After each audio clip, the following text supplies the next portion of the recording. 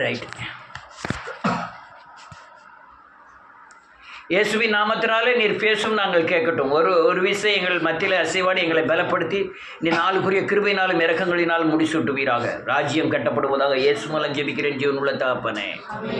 Right. இயேசுவின் நாமத்தினாலே கர்த்தாவே அவங்க ஸ்தோத்திரம்.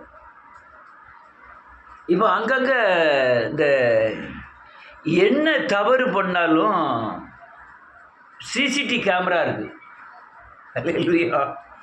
ஒரு பைக்கை தூக்கிட்டு போகிறான், இப்போ இன்னொருத்தன் பைக்கை கலாவந்துட்டு போகிறான், சிசிடிவி கேமரா இருக்க வைக்கன்னு பார்க்கவே மாட்டேங்கான். எங்கே அந்த அல்லையா ஏடிஎம் மிஷினே உடச்சிட்டு, ஏடிஎம் மிஷினை உடச்சி அது ஏடிஎம் மிஷினை ஒரு கயிறை கட்டி வெளியே ஒரு வேனை விட்டு அந்த மூட்டோட பிடுங்குதான். ஆனால் மேலே என்னது இருக்கே கேமரா இருக்குன்னு பார்க்க மாட்டேங்கான். ஹோட்டலில் போய் சண்டை போட்டுதான், பிள்ளை நகைகளை அத்துட்டு போகிறான், அல்லது பிள்ளைகளை கலாந்துட்டு போகிறான், அல்லது கொலை பண்ணுதான். எல்லாத்துக்கும் பக்கத்தில் கேமரா இருக்க பிடிச்சிக்கிடுவானேன்னு பார்க்கவே மாட்டேங்கான். முந்திலாம் அந்த கேமரா கிடையாது. எங்கள் வீட்டிலலாம் எங்கள் வீட்டை சுற்றி கேமரா இருக்குது. எங்கள் வீட்டில் தான் அந்த இதே இருக்குது, அந்த என்னது அந்த ஸ்க்ரீன், அந்த டிவி ஸ்க்ரீன் எங்கள் வீட்டில் தான் இருக்குது. இது நான் வெளியே யார் வரான்னு அந்த ஸ்க்ரீன்லேயே பார்த்துக்கிடுவேன். இது வாசலில் யார் வரா, வாசலில் யார் நிற்கா, மேல் வீட்டு வாசலில் யார் நிற்கான்ட்டு ஸ்க்ரீனை போட்டால் அதுக்கு அதே மாதிரி உள்ளே இருக்கிற இந்த கலான்ட்டு போகிறானேன்னு பார்த்து அந்த அது வந்து அந்த நெல்லை மாவட்டத்தில் எங்கெங்கே சிக்னல் இருக்கோ அந்த சிக்னலுக்குள்ள கனெக்ஷன் பூராமே போலீஸ் ஸ்டேஷனில் இருக்குது. அந்த போலீஸ் ஸ்டேஷனில் உட்காந்துக்கிட்டு யார் யார் எங்கே போகிறான், விஜய் எங்கே வந்துக்கிட்டு இருக்கான், நாமக்கல்லில் போகிறானா இல்லையா கரூரில் போகிறானான்னு அங்கேருந்து பார்த்துக்கிட்டு இருக்கான். எல்லாம் ஸ்கேனர், அதுவும் போல் ட்ரோன் வச்சு மேலேருந்து கேமரா வச்சு எடுத்துக்கிட்டு இருக்கான். ஏன் இது என்ன புலி இருக்குல்ல, புளியை இல்லையா மயக்க மருந்து கொடுத்து புலி கழுத்தில் கேமரா வச்சு விட்டுருக்கான். வீட்டில் இருந்து பார்த்துக்கிட்டு இருந்தா அந்த புலி எங்கே போகுது எங்கே வருது எல்லாம் மரத்தில் வைக்கிறது வேற, அது கழுத்திலே மாட்டி விட்டுதான். அது எங்கெங்கே போகுது வருது எத்தனை மிருகங்களை அடிக்க எல்லாத்தையும் அங்கே கணக்கு பண்ணி வச்சுக்கிட்டே இருக்கு. மேன் களவாங்கிற பைக்கு களவாங்கிறாம்பியா, அவன் மூஞ்சி அதில் பதிஞ்சிருது. ஒரு ஆளை போய் வெட்டுதான், அந்த முகம் அங்கே பதிஞ்சிருந்து மறுநிமிஷமே பிடிச்சிருந்தான். எப்படி இருக்கு கேமரா? ஆனால் மேலே இருந்து ஒரு கேமரா இருக்கு, அந்த கேமரா நம்ம மூஞ்ச மட்டும் பிடிக்காது,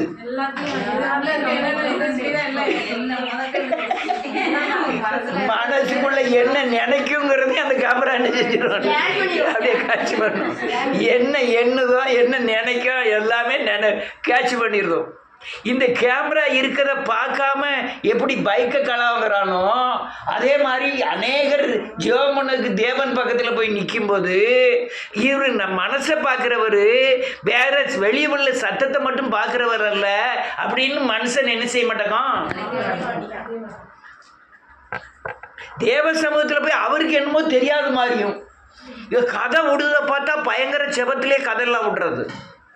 தேவ சமூகத்தில் என்னெல்லாமோ கதை விட்டு ஒரு ஊழியக்காரர் பேச வேண்டாம் பேசாத காரியங்கள்லாம் பேசுறது, அவர் பார்க்குறாருங்கிற எண்ணமே இல்லை. அவர் உத்தம இருதயம் உண்டோ என்று பூமி எங்கும் அவருடைய கண்கள் உலாவுகிறது. நீங்கள் உன் வாயிலிருந்து வார்த்தைகள் பிறவாவதற்கு முன்னே என்ன தேவை, என்ன பேச போற, என்ன கேட்க போற எல்லாமே அவர் என்ன செய்கிறார், அறிந்திருக்கிறார். நீங்கள் 100 வருஷத்துக்கு அப்புறம் அவர் தலைமுறைகள் கடந்து போகுது, ஆனால் எல்லா தலைமுறைக்கும் அவர் தேவனாய் இருக்கிறார். வருகிற தலைமுறைகளையும் கூட இன்ன காரியம் நடக்க போகுது, உலகம் எப்போ அழிய போகுது, எப்படி அழிய போகுது எல்லாமே காண்கிறது மட்டுமல்ல எழுதி வச்சிருக்கிறார் கர்த்தர். இப்படிதான் உலகம் அழிய போகுதுன்னு. ஆனால் மனுஷன் என்ன நினைக்கிறான், தன்னுடைய குறுகிய அறிவினால தேவனை ஒரு ஸ்கேல் போட்டு அலைஞ்சு வச்சுருக்கான். இவ்வளவுக்கு மேலே வரமாட்டாரு, இவ்வளவுக்கு அப்புறம் அவருக்கு தெரியாது அப்படின்னு நினைக்கிறான். அல்லேலூயா. இதுதான் பெரிய முட்டாள்தனத்தில் பெரிய முட்டாள்தனமே. தேவ சமூகத்தில் தன் நினைவுகள் வேறு, அவருடைய நினைவுகள் வேறு. அல்லேலூயா. அப்படிங்கிறத புரியலை. அல்லேலூயா. வானத்துக்கு பூமி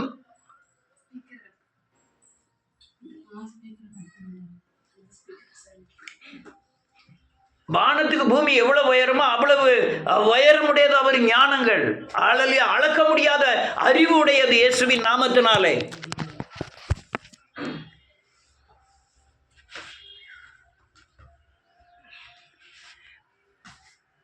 அவருடைய அறிவுடையது. அல்லது ஆழங்களை அறிய முடியாது. ஆனால் மனுஷன் நினைச்சுதான் வேஷம் போடுறான். தேவ சமூகத்தில் போய் தன்னுடைய நிலைகளையும் பாவங்களையும் தன்னுடைய கிரியைகளையும் தேவன்கிட்ட மறைக்கலாம்னு நினைக்கிறான். இவர் ஒன்றும் தெரியாது, நம்ம மறைச்சிக்கலாம் அப்படின்னு மனுஷன் நினைக்கிறான். நிறைய காரியங்களை பார்த்தேன். ஆனால் உத்தம இருதயம் உண்டா என்றுதான் பூமியுடைய கண்கள் பூமி எங்கும் உலாவுகிறது.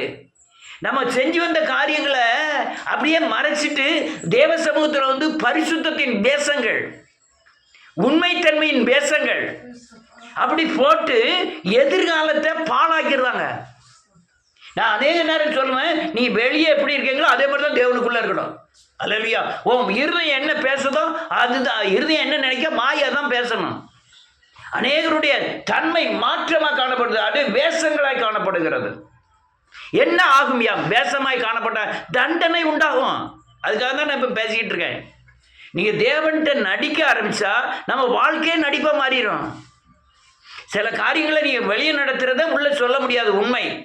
ஆனால் எதை சொல்லக்கூடாதோ எதை சொல்லணுமோ அப்படியே இருதயத்தை ஊற்றி விட்டால் அன்னாள் தேவ சமூகத்தில் அல்லையா பப்ளிக்காக தேவ சமூகத்தில் எல்லா காரியங்களையும் ஒப்படைக்கணும். அல்லையா நன்றியோடு கூட துதிக்கிறேன் இயேசுவின் நாமத்தினாலே. நீ அதாவது நீ தனி ஜெபம் பண்ணும்போது தேவனை சந்திக்கிற இடத்துல உங்கள் வாழ்க்கையில் நடக்கிற நடைமுறைகள், நீ நினைக்கிற நினைவுகள், உங்கள் அந்தரங்க காரியங்கள் அப்படியே பச்சையாக சொல்லி தேவன்கிட்ட அறிக்கை செய்யணும்.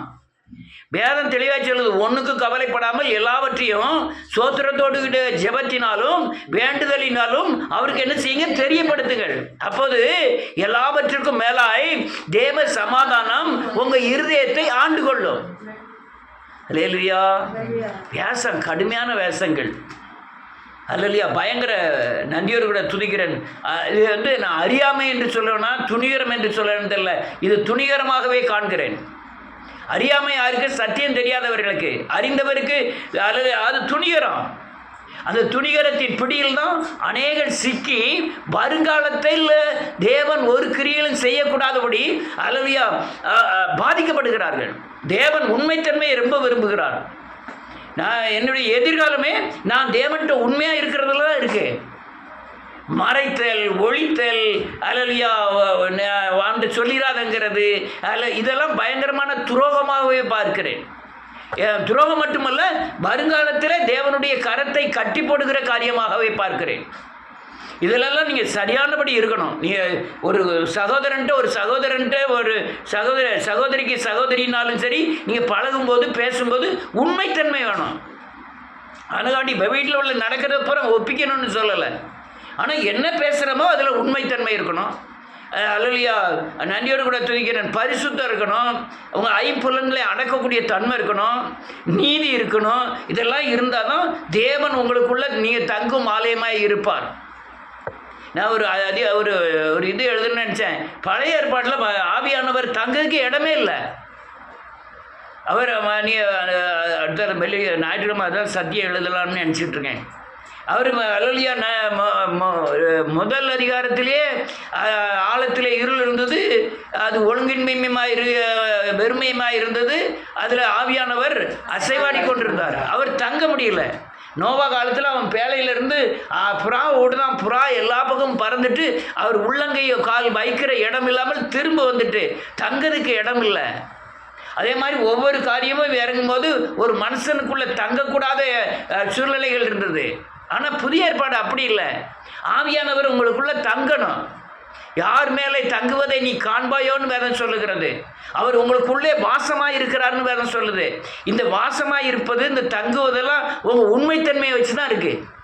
நீதியின்படி நடக்கணும், உண்மையாக இருக்கணும், பரிசுத்தமாக இருக்கணும். இப்படி பேசினா ஒருத்தரும் கேட்க மாட்டாங்க.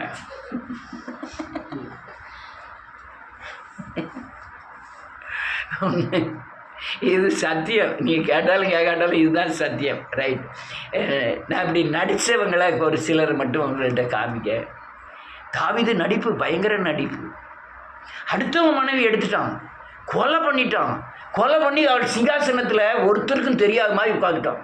யார் பார்த்துக்கிட்டு இருக்கா? இவனுக்கு ஒன்றுமே தெரியாத மாதிரி உட்காந்துக்கிட்டான். நடிப்புல கூடின நடிப்பு. பக்தியின் வேஷம். யாரு? ராஜா.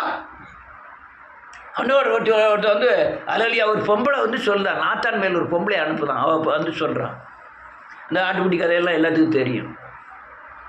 அப்போ அந்த துரோகி யாரு? அவனை உடனே காலி பண்ணிடணும். அந்த துரோகி யாரு? இவன் என்னமா நினைக்கான்? வேற யாரு? அப்போ அடுத்தவங்களுக்குன்னு ஒரு நீதி இவனுக்கு. அப்ப இவன் கொலை செஞ்சதெல்லாம் இவனுக்கு உறுத்தலையா? பாவம் செஞ்ச நடிப்பு மக்கள் மத்தியில், அல்லையா நாத்தான் மேல் மத்தியில் நடிப்பு. நேரே சொல்ற, உன் வீட்டு வாசல் உன் வீட்டை விட்டு தேவனுடைய பட்டயம் உன் வீட்டை விட்டு என்ன செய்யாதே, விலகாதே. நீ என்ன செய்து அதை அனுபவிப்ப அப்படின்ட்டாங்க. உன் வீட்டில் உள்ள பெண்களை நான் அடுத்தவனுக்கு எடுத்து கொடுப்பேன் அப்படின்னு ஆட்டமே எல்லா காரியத்தையும் சொல்கிறான் நாத்தான். அப்போ என்ன நடிப்புக்கு உண்டான காரியம்? எல்லாமே நடிக்கிறோம் இயேசுவின் நாமத்தினாலே. அல்லேலூயா. கேசி நடிப்பை பார்க்கணும். நாகமாட்டு வாங்கிட்டு வரானே, ஐயா எனக்கு ஆசையாக இருந்தது, நான் வாங்கிட்டேன், என்னை மன்னிங்கன்னாலும் சொல்லியிருக்கணும். ஒன்றும் தெரியாத மாதிரி வந்து உட்காந்துக்கிடுவோம். அவன் முன்னால் வந்து நிற்கான். எலிசாக்கு இது ஆண்டவர் சொல்லிட்டாரு, நீ நாகமாட்டு வாங்கினல வேண்டாம்னு சொல்லல, அதுக்கப்புறம் இவன் வாங்கிட்டு வந்துட்டான், அவன் என்னன்னு கேளுன்னு ஆண்டவர் சொல்கிறாரு எலிசாட்ட. உடனே கேட்கான், நீ நாகமாட்ட போய் வாங்க போகும்போது என் மனம் உன் கூட வரலையா? அதுக்கு அர்த்தம் என்ன? நான் எனக்கு என்னோட பற்றி நினைப்போன்னு நடிப்பு. இவன் தேவன் பேசுகிறான்னு தெரியும், இவன் தேவனோடு நடக்கிறான்னு தெரியும், என்ன செஞ்சாலும் அவனுக்கு தெரிஞ்சு போகணும்னு தெரியும். ஆனால் நீ இதை செஞ்சுட்டு தெரியாத மாதிரி வந்து நடிச்சுக்கிட்டு இருக்கான். அல்லேலூயா. இப்படி இந்த அது என்ன பலனை கொண்டு வரும்? நாகமானுக்கு இருக்க குஷ்டம் இவன் வீட்டில் உள்ள எல்லாத்துக்கும் வந்துட்டு சாகுந்த நீ கேசி குஷ்டத்தோட செத்துட்டான். காரணம் என்ன? தேவ சமூகத்தில் உள்ளதை உள்ளதென்றும் இல்லதை இல்லதென்றும் சொல்லுங்கள். மற்றதெல்லாம் எப்படி உண்டாயிருக்குமா? தீமையினால் உண்டாயிருக்கும். கூடிய வரை நீங்கள் ஒரு தவறு இல்லாத இருக்கிறன்னு சொல்றீங்கன்னா மனஸ்தாபப்படணும். ஒரு அசுத்தமான எண்ணத்தை எண்ணிட்டோம், மனஸ்தாபப்படணும். அடுத்தவங்களுக்கு துரோகம் பண்ணிட்டோம், மனஸ்தாபப்படணும். கொஞ்ச நாள் தான் அந்த மனஸ்தாபம் நிற்கும், அதுக்கப்புறம் உங்களுக்கு முரட்டு சுபாவமாக மாறிடும். நீங்கள் சிறைச்சாலையில் போய் எத்தனையோ கொலை பண்ணிட்டு போய் பார்த்தீங்கன்னா அவன்கிட்ட மனஸ்தாபம் இருக்காது. அவன் ஏன்னா அவங்க இருதயம் கடினமாயிட்டு, துரோகம் பண்ணக்கூடிய இருதயமாக மாறிட்டு. பாளையங்கோட்டை சிறையில் எல்லா ஜாதிக்கும் ஒவ்வொரு செல், ஒவ்வொரு ரூம். ஜாதியெல்லாம் மாற்றியெல்லாம் அடைக்க மாட்டான், ஒரே ஜாதியை தான் போட்டுப்பான். ஏன்னா இந்த ஜாதி அந்த ஜாதியை அடித்து கொண்டே போடுவோம், உள்ளே வச்சு கொண்டுருவான். இந்த யார்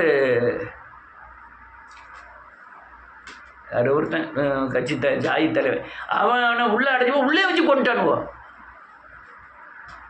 ஆனால் ஒரே செல்லில் போனோன்னா அங்கே போய் இவன் கொஞ்சம் பயப்படுதானா இருக்கவன கூட உள்ளே போனோடனே அவனுடைய பராக்கிரமத்தை சொல்ல ஆரம்பிப்பான். நான் எத்தனை கொலை பண்ணியிருக்கேன் தெரியுமா? 4 கொலை பண்ணிக்கிறேன். நீ எப்படி வச்சுருக்க? 60 லட்சம் வெட்டினியா? நான் சின்ன பிள்ளை முதற்கொண்டு காலை பிடிச்சி தரையில் அடித்து கொண்டுட்டேன் தெரியுமா உனக்கு? அப்படிமா நான் எப்படி ஆள் தெரியுமா? அங்கே என்ன பேசுகிறாங்க? பராக்கிரமத்தை குறித்து பேசுகிறான். ஈவன்ட்டு கொஞ்சம் பயம் இருக்கிறவனும் கொலை பண்ணப்படாதுன்னு சொல்கிறவனும் என்ன எப்படி இருப்பான் தெரியுமா? நம்மளும் என்ன செய்யணும்? அதே மாதிரி பண்ணணும், இதே மாதிரி பயங்கரமாக செய்யணும்னு நினைப்பான். எனக்கு இன்னொரு ஆச்சரியம், இந்த தம்பி ஒரு கொலை கேஸில் அம்பிட்டான், உள்ளே கொண்டு போட்டாங்க. 15 பேர் 25 லட்ச ரூபா பேசியிருக்காங்க கொலை பண்ணதுக்கு. ஒரு ஆளுக்கு எத்தனை லட்சம் வந்துடும்? 1.5 லட்சம் ரூபா வரும். 1.5 லட்சத்துக்கு என்ன சங்கடப்படணும்? அந்த அறிவே இல்லை, பண்ணிட்டாங்க. உடனே சொல்லிட்டாங்க, இந்த ஊரில் இருக்காத இருந்தால் அவனும் கொண்டு போட்டுருவானு. ஒரு பெங்களூர் போயிட்டான். பெங்களூர் போனோன்னு பிடிச்சிட்டாங்க. அல்லேலூயா. இந்த காரியங்களை புரிஞ்சுக்கிடுங்க. அப்போ அந்த உலகம் நீ பரிசுத்தமாகிட்டவும் விடாது, நீ பாவியா இருக்கிறதுக்கும். ஆனால் ஒன்று செய்யும், நீ பாவியா இருந்தால் கூட கொஞ்சம் பாவியாக்குறதுக்கு உண்டான முயற்சிகளை அதிகமாக பண்ணிக்கிட்டே இருக்கும். நீ அநீதி செய்கிறவன் உத்தமன் என்று சொல்லப்படுவான். நீ நீதி செய்தனா உன்னை பைத்தியக்காரன் என்று சொல்லப்படுவார்கள். ஆனா நீ பைத்தியக்காரனா இருந்தா யாருக்கு பைத்தியக்காரனா இருக்கணும்? தேவனுக்கு. எவனே கர்த்தருக்கு பைத்தியமா இருந்துட்டு போவோம். அல்லேலூயா. அநேகர் அது தன்மை இல்லை. வேஷம் போடணும். அதாவது பக்தியின் வேஷம், அங்க போனா உலகத்தின் வேஷம், அங்க போனா இங்க வந்தா தேவனுடைய வேஷம், அங்க போனா அங்க வேஷம். அல்லேலூயா. எல்லாரும் வேஷம் போட்டிருக்கோம். அம்மாட்ட போனால் பிள்ளைங்கிற வேஷம். அல்லேலூயா. அது இந்த போட்டா முன்னால வேஷம் போடுவாங்களே, நடிப்பு. அது இந்த கல்யாண வீட்டு கொடுமை இருக்க. வரிசையா வாங்க நின்னுங்க, உடனே டக்கு டக்குன்னு போட்டோ எடுப்பாங்க. அடுத்தால வந்து நில்லுங்க, உடனே போட்டோ எடுப்பாங்க. நான் வீட்டை மாதிரி சொன்னேன், உங்கள் சொந்தக்காரங்க வீட்டு கல்யாணம் விட்டு வருவேன், இன்னுமே போட்டோக்கெல்லாம் நிற்க மாட்டேன். ஏன் தெரியுமா? அந்த ஆல்பத்தில் நம்மளே இருக்க மாட்டோம்.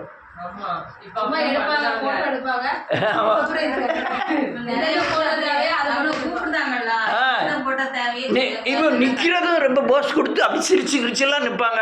கடைசியில் அவங்க போட்டாவே இருக்காது. அல்லேலூயா. நடிப்பு, எல்லாம் நடிப்பு. ஒரு மனுஷன் நடிக்கிறத பாருங்க.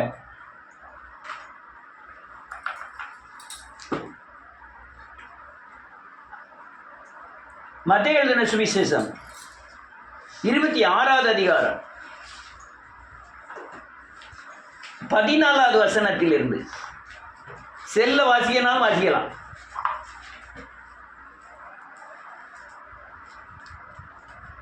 மத்தேயு 26வது அதிகாரம் 14வது வசனத்திலிருந்து.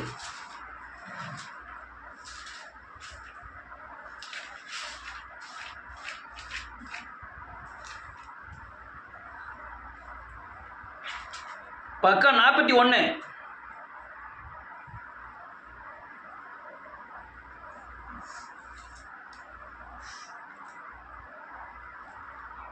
பதினாலுல இருந்து வாசிக்கலாம். யாராவது 14ல இருந்து. என்ன யாரும் ஒருத்தரும் வாசிக்கலையா? செல்ல ஆளு யாரு இருக்காவளா? 14ல இருந்து 14ல இருந்து.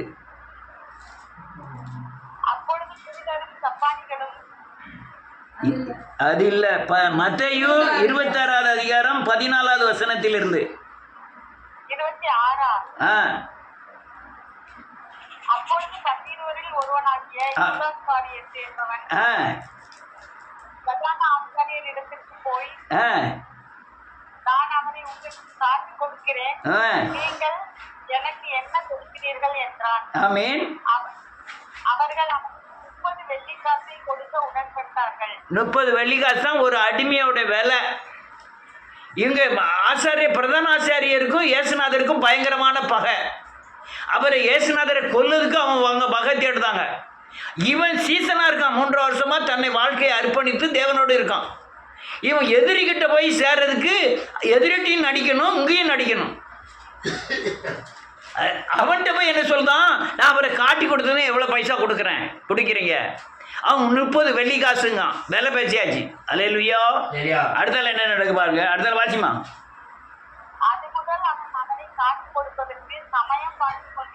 நல்ல கேளுங்க. இருதயத்தின் யோசனைகளையும் எண்ணங்களையும் கர்த்தர் என்ன செய்தவர்? அறிந்தவர். யூதாஸ் வாரம் காட்டி கொடுக்கணும்னு வரல. ஆனா இவன் நினைப்பு காட்டி கொடுக்கணும் என்ன இருக்கு? இயேசுநாதருக்கு தெரியுமா தெரியாதா? போய் பேசுனது தெரியுமா? இவன் நினைச்சுக்கிட்டு தான். நம்ம ஆசாரியனை போய் பேசுனது இவருக்கு நினைச்சாது தெரியாது. அங்க எத்தனை பைசாக்கு பேசுனாங்க கூட யாருக்கும் தெரியும். அது எப்படி தெரியும்?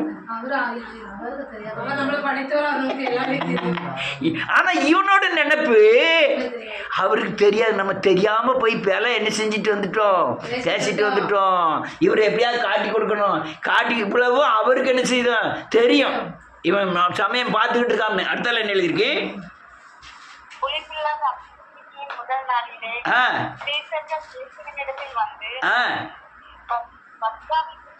நாங்கள் எங்கே உமக்கு ஆயுதம் பண்ண சித்தமாய் இருக்கிறீர் என்று கேட்டார்கள். நகரத்திலே இன்னாவிடத்திற்கு போய், என் வேலை சமீபமாய் இருக்கிறது, உன் வீட்டிலே என் டீச்சரோடு கூட பஸ்காவை ஆசிரிப்பேன் என்று போதகர் சொல்லுகிறார் என்று அவனுக்கு சொல்லுங்கள் என்றார். சரி, 21ல இருந்து வாசிப்போம். 21ல இருந்து. அவர்கள் போஜன பண்டிகையில் அவர் உங்களில் ஒருவன் என்னை காட்டிக் கொடுப்பான் என்று மெய்யாகவே உங்களுக்கு சொல்லுகிறேன் என்றார். ஆமென். அப்பொழுது அவர்கள் மிகவும் துக்கமடைந்து அவரை நோக்கி, ஆண்டவரே, நானோ நானோ என்று ஒவ்வொருவராய் கேட்க தொடங்கி. நல்ல கேளுங்க. இவருக்கு தெரியுது இவர் எல்லாத்தையும் வெளிப்படுத்தணும்னு நினைக்கிறாரு. வெளிப்படுத்தணும், இவன் வந்து காட்டி கொடுக்க போறான். நீ அந்த நாட்களை கூற இப்ப இவர் நியமிக்கல, பிதாவானவர் பழைய ஏற்பாட்டில் நியமிச்சிட்டாரு. இந்த 30 வயசாக்கு காட்டி கொடுப்பான் அல்லது எல்லாத்தையும் முதல்ல நியமிச்சிட்டாரு. எல்லாம் எழுதப்பட்டவை, எண்ணங்களையும் செய்கைகளையும் அறிந்தவர். ஆனால் இவன் சமயம் பார்த்துக்கிட்டு இருக்கவன் இவன் நினச்சிக்கிட்டே இருக்கான், கர்த்தருடைய பந்தியில் கலந்துக்கிட்டான். அதான் பெரிய காரியம். ஆமென். பயங்கர தவறு பண்ணிட்டு கர்த்தருடைய பந்தியில் என்ன செய்வாங்க? என்ன ஒரு வேதம் தெளிவா சொல்லுது, அபாத்திரமாய் பானம் பண்ணுகிறவன் சிலர் மரித்தும் போயிருக்கிறார்கள், சிலர் என்ன அடைந்திருக்காங்க? நித்திரை அடைந்திருக்கிறார்கள். இவன் கர்த்தருடைய பந்தியிலும் கலந்துக்கிட்டான். ஆண்டவர் சொல்றாரு, என்னை ஒருத்தன் காட்டி கொடுக்க போறான். அப்பமாவது ஆண்டவரே, நான் தான் காட்டி கொடுக்க போறேன், என்னை ஒரு விஷயம் என்ன செஞ்சிடும், மன்னிச்சிடும் அப்படின்னு சொல்லியிருக்கலாம். அவன் சொல்லதுக்கு விரும்பலை. இப்படியே 30 பைசா மேலே தான் இவன் கண்ணு பூரா இருக்குது. இவங்க ஒவ்வொரு தடவை இவங்க பேசும்போதும் இவன் எண்ணங்களும் யோசனைகளும் எங்கே இருக்கு? ஆசாரியர் போய் 30 பைசா எப்படியாவது வாங்கிடணும். எல்லாரும் நானா நானா நானான்னு கேட்கான். ஒருவன் காட்டி கொடுப்பான்னு ஆண்டவர் சொல்றாரு. உங்களில் 12 பேரில் ஒருத்தன் கர்த்தருடைய பந்தியில் இருக்கிறவன், நான் கொடுக்குற அப்பத்தை சாப்பிட்றவன், அதில் ஒருத்தன் என்னோட தாளத்தில் பங்கிடுகிறவன், அவன் நான் கால்களை கழுவுனவன், அதில் ஒருத்தன் வந்து என்னை காட்டி கொடுக்க போறான்னு ஆண்டவர் சொல்றாரு. அவன் எல்லாரும் சொல்லாங்க நானோ நானோ நானோங்க. இவனும் எவ்வளோ பெரிய நடிப்பு! நடிகர் திலகம் சிவாஜி கணேசனே தோற்று போவார். ஏன்னா சிவாஜிக்கு எதிர்த்தால் நிற்கிறது மனுஷன், இவனுக்கு எதிர்த்தால் நிற்கிறது தேவன். என்னென்ன யோசனை பண்ணுறாரு, என்ன யாது, இவன் நாண்டுக்கிட்டு சாக போகிற முதற்கொண்டு இவருக்கு சாக போகிறது இவருக்கு நிச்சயம் தெரியும். நடிப்புனா நடிப்பு, அநேகருடைய நடிப்பு தேவ சமூகத்தில் கொடுமையாக இருக்கும். பக்தியின் வேஷத்தின் நடிப்பு, பாவ அறிக்கையின் நடிப்பு, உண்மை தன்மையின் நடிப்பு, பரிசுத்தத்தின் நடிப்பு. நானே என் மனசில் உள்ளதை அப்படியே பேசணும்னு நினைப்பேன். மனசுக்குள்ளே எந்த கள்ளம் கபடு சூதெல்லாம் இருக்கக்கூடாது. அப்படி இருந்ததுன்னா ஆவியானவர் உங்களுக்குள்ளே தங்க மாட்டார். அதுவும் போக அப்படி இருந்ததுன்னா அது பூராமே நமக்கு கண்ணியாக மாறிடும். நமக்கு வேதனையை கொண்டு வருவதே உங்களுக்கு இருதயத்தில் சுத்தம் உள்ளவர்கள் பாக்கியவான்கள். அவர்கள் தான் தேவனை தரிசிப்பார்கள். சுத்தம், பரிசுத்தம், இருதயத்தில் நீதி இருக்கணும், உண்மை இருக்கணும், பரிசுத்தம் இருக்கணும். இந்த ஆக்ஷனே ஆகாது. ஹல்லேலூயா. நம்மள ரொம்ப பேர் மறுரூபமாக இருக்காங்க. கர்த்தருக்கு ஸ்தோத்திரம். நீங்கள் வெளியெல்லாம் போய் பார்த்தீங்கன்னா வாழ்க்கை முறைகள் வேறு, கிறிஸ்துவ ஜீவியம் வேறு, சபையில் நடக்கிற முறைகள் வேறுப்பா. சபையில் வந்துன்னா சில சர்ச்சில் பார்த்தா ஸ்தோத்திரம் பிரதர், என்ன பிரதர், சிஸ்டர் நல்லா இருக்காங்களா, பிள்ளைகள் நல்லா இருக்கா, வீடுலாம் எப்படி நல்லா இருக்கலாம், உள்ள மனசுக்குள்ள. அதுவும் பாஸ்டர்களை பார்க்கணும். கார் வாங்கிட்டீங்களா, படுபாவி கார் வாங்கிட்டா நமக்கு காணிக்கே தள்ளியே. வீடு கட்டிட்டீங்களா, படுபாவி எவ்வளோ லட்சத்துக்கு, 10 லட்சத்துக்கு. அவர் தான் போனோம். ஒரு வீட்டில் பஞ்சாயத்து போர்டில் வேலை பார்க்காருன்னு மேலே ஓரத்தோடு 10 லட்சம் ரூபாய்க்கு வீடு கட்டியிருக்காரு போட்டுருக்கு. அதில் காணிக்கை எவ்வளோ, தசம பாகம் எவ்வளோ, 10 லட்சத்துக்கு கட்டினா. அப்போ 1 லட்சம் ஏன் தரலன்னு அவருக்கு சண்டை. நம்ம போனீங்க அவருக்கா புது வீடு. ஐயோ, எங்கள் பாஸ்டர் 10 லட்சத்தில் தசம பாகம் 1 லட்சம் ரூபாய் ஏன் தரலன்னு சண்டை போட்டார். என்ன கையை காட்டுற, என்ன கையை காட்டுற.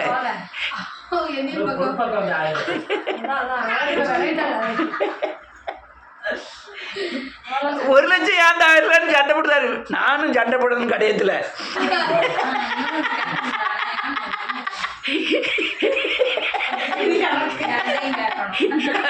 இது எனக்கு அவர் ஏன்ட்டு நேரிட்டே சொன்னார். அவர் 10 லட்ச ரூபாய்க்கு வீடு கட்டியிருக்காங்க. அந்த நேரத்தில் 10 லட்ச ரூபாய். இப்போம்லாம் அந்த வீடெல்லாம் 10 லட்ச ரூபாய்க்கெலாம் கட்ட முடியாது. அவ்வளோ பெரிய வீடு. அப்போ 10 லட்ச ரூபாய்க்கு 5-6 வருஷத்துக்கு மீதி 5-6 வருஷம் இருக்குமா கூட இருக்கும். அது கல்யாணம் 12 வருஷத்துக்கு மேலே ஆகுது.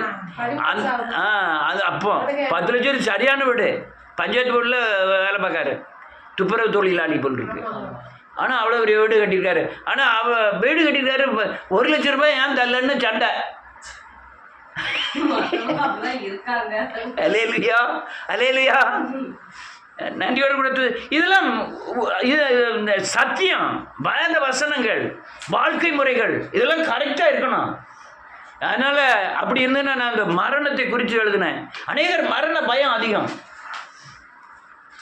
செத்துருவோமோ, அவனுக்கு கேன்சர் வந்து இவனுக்கு கேன்சர் எனக்கு வந்துடுவோம், நான் சீக்கிரம் செத்துருவேனா, 60 வயசு 70 வயசு வந்தவர்னா உங்களை யாருமே கவனிக்க மாட்டாங்க. உங்களுக்குள்ள இந்த சதையில் கொஞ்சம் பாலிஷ் இருக்குன்னு தண்ணியம், நடக்கிறதுக்கு கொஞ்சம் பிழை இருக்குன்னு தண்ணியம், உங்கள் வாயில் பாக்கெட்டில் கொஞ்சம் பணம் இருக்குன்னு தண்ணியம், எல்லாரும் உங்களை பின்தொடர்வாங்க. இதெல்லாம் கொஞ்சம் பாதிச்செல்லாம் குறைஞ்சிட்டுன்னா ஒரு 70 வயசுக்கு 70 வயசு ஆன பிறகு எல்லாம் ஜோசுவா என்ன செய்த, ஏமா ஒரு இடத்துல கிடக்க மாட்டியா நீ, எல்லாம் நான் உன்னை பாவநாசத்துக்கெல்லாம் எப்படி கூட்டிட்டு போனேன், அது அன்னைக்கு கூட்டு போனேன், இன்னைக்கு உள்ளது பேசு. அந்த ஒரு இடத்துல இரு, கஞ்சை குடிச்சிட்டு நான் தார கஞ்சை குடிச்சிட்டு இரு.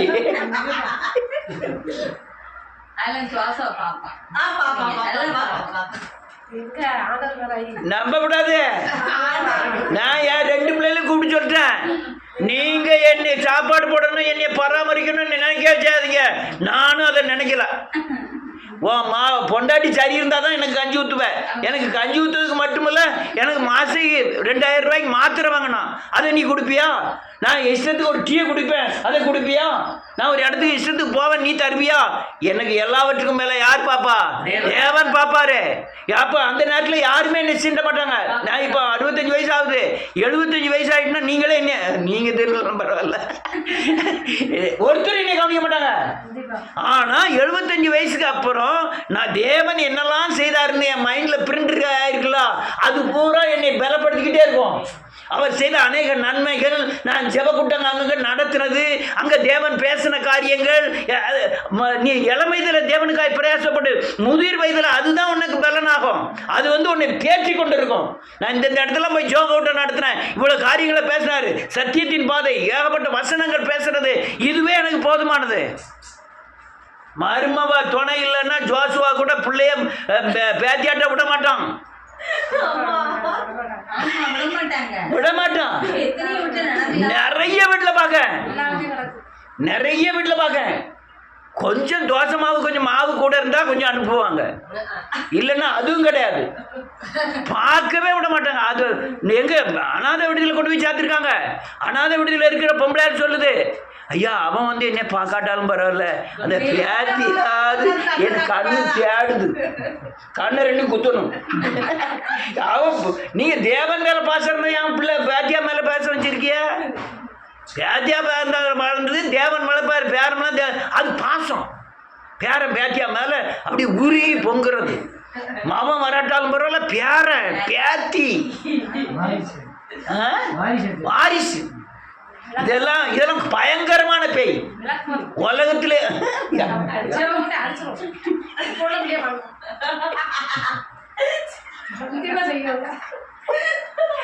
நேரம் ரைட்டு.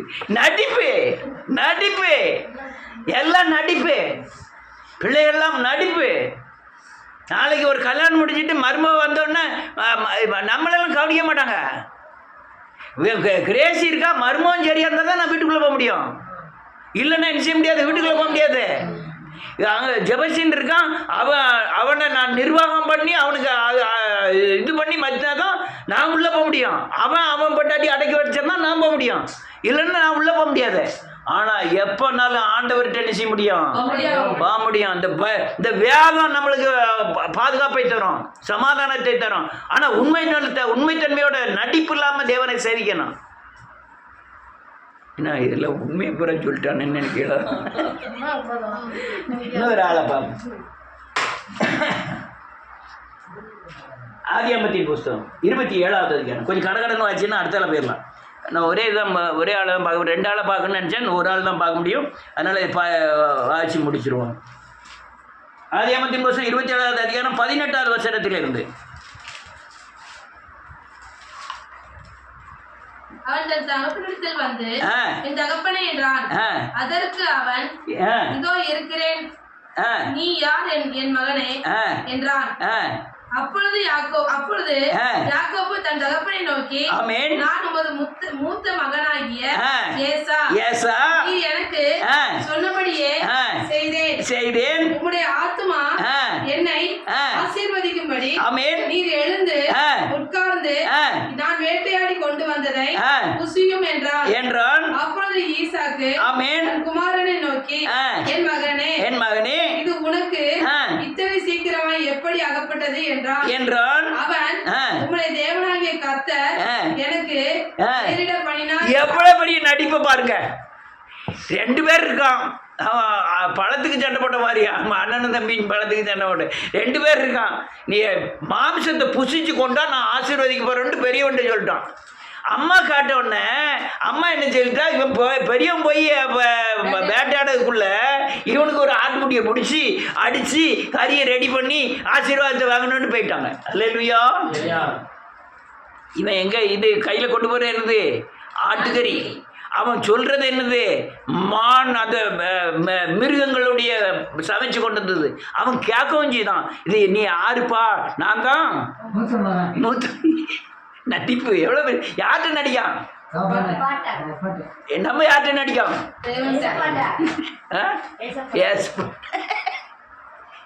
யார்கிட்ட நடிக்க? தகப்பன்ட்டு. நம்ம யார்கிட்ட நடிக்கான்? அவன் கொண்டு போன நீ யாரு கேட்கான்? அப்பமாவது நான் சின்னவன் தான் அப்படின்னு ஆசீர்வாதம் கிடைக்காது. நான் மூத்த மகன்ட்டான். அவன் கேட்கவும் செய்தான், இந்த இவ்வளவு சீக்கிரமா எப்படி அம்பிட்டுது? இப்போ தான் சொன்னேன், அதுக்குள்ள 2 மணி நேரத்தில் எப்படி அம்பிட்டுது? இதெல்லாம் யார் வாய்க்க பண்ணலாம்? நடிப்புக்கு யாரை சேர்க்கான்? அவரையும் அவர் தான் சாட்சியா இழுக்கான். அவர் தான் எனக்கு கொண்டு வந்தாரு. எவ்வளவு பெரிய நடிப்பு. அடுத்தல அப்பொழுது ஈசாக்கு யாக்கோபை நோக்கி, என் மகனே, நீ என் குமாரனாகிய ஏசாதானா அல்லவோ என்று நான் உன்னை தடவி பார்க்கும்படி கிட்டவா என்றான். யாக்கோபு தன் தகப்பனாகிய ஈசாக்கு அண்டையில் கிட்ட போனான். போதும், இன்னும் வாசிக்கணும். எப்படி இருக்கும்? என்ன எப்படி இருக்கும்? அவனுக்கு கண்ணு தெரியாமல் படுத்திருக்கான். இவன் கையிலெல்லாம் தோல் உடைய கையை கட்டியிருக்கான். அவன் வேஷம் போட்டிருக்கான். அவன் இப்போ கூப்பிடுதான். கூப்பிட்டு இவன் சின்னவன்னு கண்டுபிடிச்சிட்டான்னா சபிச்சிருவான். சபிச்சு எப்படி ஆசீர்வாதம் பலிக்கோ அதே மாதிரி சாபமே என்ன செஞ்சிடும்? பலிச்சிரும். ஆனால் இவனுக்கு அந்த இக்கட்டான சூழ்நிலை. அப்போ தான் நடிப்பு என்ன செய்ய வேண்டியிருக்கு? கூட நடிக்க வேண்டியது. எப்போ இல்லை பாவம் செஞ்சுட்டு தேவ சமூகத்தில் இல்லைன்னு சொல்லதுக்கு வரும்போம்ல, அதில் தான் கூடுன நடிப்பு வேண்டியது இருக்கு. அல்லேலூயா. அவன்கிட்ட போன உடனே அவன் இங்கே வாப்பா, என் கிட்ட வா, நான் தடையை பார்த்து கண்டுபிடிக்கணும்னு சொல்லுவான். உள்ளே சந்தேகப்பட்டுட்டான். அப்போ நம்மளை கண்டுபிடிக்க போகிறான். இப்போ நடிப்பு கூட வேண்டியது இருக்கு. நடிக்க ஆரம்பிக்கான். என்ன நடிக்காம பாருங்க. அடுத்தல அவன் இவனை தடவி பார்த்து, ஆமென், சத்தம் யாக்கோபின் சத்தம், ஆமென், கைகளோ ஏசாவின் கைகள் என்று சொல்லி அவனுடைய கைகள் அவன் சகோதரனாகிய ஏசாவின் கைகளைப் போல ரோமமுள்ளவர்களா இருந்தபடினாலே, ஆமென், இன்னான் என்று அறியாமல் அவனை ஆசீர்வதித்து. என்ன அர்த்தம் பாருங்க. இவன் கையை காமிக்கான், லேசா காலை காமிக்க வேண்டியதானே? கையை இதுவரையும் காமிக்கான், இதுக்கு மேலே காமிக்க வேண்டியதானே? அது நடிப்பு. அப்படியே நைஸாக நினைச்சு கையை மாத்திரம். அவனுக்கு கண்ணு தெரியல, கிட்டையும் போயிடப்படாது. மேலகளெல்லாம் தடை பார்த்துட்டோம்னா கண்டுபிடிச்சிருவான். கையை மாத்திரம் லேசாக காமிக்கான். முன்ன தலையை காமிக்கணும், பின்னால் என்ன செய்யணும்? யார்கிட்ட? இதுதான் நடிப்பு. தேவ சமூகத்தில் நடிப்பு. அல்லேலூயா. நீ அனனியார் சபீரால பார்த்தீங்கன்னா அது பயங்கர நடிப்பு. நீங்கள் காணிக்கை கொடுக்கலன்னு பிரச்சனை இல்லை. இவ்வளோ கொடுப்பாங்கன்னு பொருத்தனை பண்ணக்கூடாது. பொருத்தனை பண்ணால் கொடுத்துடணும். ஆனால் பொருத்தனை பண்ணிட்டாங்க. பொருத்தனை பண்ணிட்டு பாதியை வஞ்சித்துட்டு யார்கிட்ட கொண்டு போகிறாங்க? பேதுருட்ட கொண்டு போகிறாங்க தேவாலயத்துக்கு. பேதுருட்ட ஆவியானவர் சொல்லிட்டாரு, 2 திருட்டு பசங்கள் வராங்க, நீ எச்சரிக்கையாருன்ட்டு. ஆனால் விளத்த விட்டு, ஆமாம் விளத்த விட்டாங்க. ஆள் உடனே காலி. அவர் செத்து அடக்கம் பண்ண போகிறாங்க. அடக்கம் பண்ணனுடைய கால் வெளியே நிற்கி அதுக்குள்ளே பொண்டாட்டி வரா. பொண்டாட்டிகிட்ட கேட்கான், நீ இவ்வளோ தான் வித்தியா? ஆமாம், இவ்வளோ தான் விற்றேன். எவ்வளோ பெரிய நடிப்பு! நீங்கள் பைபிள் எங்கும் பார்த்தீங்கன்னா இப்படி நடிப்பு காரியங்கள் நிறைய இருக்கும். நிறைய காரியங்கள் இருக்கும். அல்லேலூயா. நடிப்பு நடிப்பு நடிப்பு நடிப்பு அவங்க புறமே நஷ்டப்பட்டாங்க. அல்லேலூயா. இந்த யாக்கோபு எப்படி நஷ்டப்பட்டான்? அல்லேலூயா. எப்படி நஷ்டப்பட்டான்? ஒரு அல்லேலூயா நன்றியோடு கூட துதிக்கிறேன். இந்த மகனை கொன்னுட்டான்னு சொல்லி மகன் கடைசி வரை அவனுக்கு தெரியாமல் மகனே நினச்சி அழுது அழுது அழுது அழுது கஷ்டப்பட்டான். சொத்துக்கள்லாம் இருக்கு, ஆனால் ரொம்ப நாட்கள் அழுதான் யாக்கோப்பு. யோசேப்புக்காக சொல்றேன், ரொம்ப நாள் அழுதான். இதனுடைய சாபத்தின் தன்மை அவனை மாட்டிக்கிட்டு. அல்லேலூயா. இதெல்லாம் காரியங்கள். ராகேல் நடிப்பை பார்க்கணும். அவள் புருஷன் பொண்டாட்டி எல்லாம் நம்ம வேறு சாமியை சேவிக்க போகிறோம். தகப்பன் வேறு சாமியை சேவிச்சுக்கிட்டு இருக்கான்.